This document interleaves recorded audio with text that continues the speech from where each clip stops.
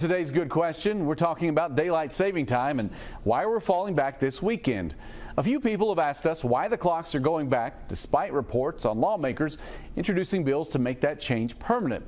We did report on those efforts at both the state and national level, but none of those bills have succeeded. Lawmakers in both Oregon and Washington passed bills on the change, but it still requires approval from Congress to be permanent. And the Sunshine Protection Act, which was brought up again by Senator Marco Rubio, failed to make it out of the U.S. House. Remember, just because lawmakers bring up a bill, it doesn't normally go into effect unless it's passed in both the Senate and House and then signed into law.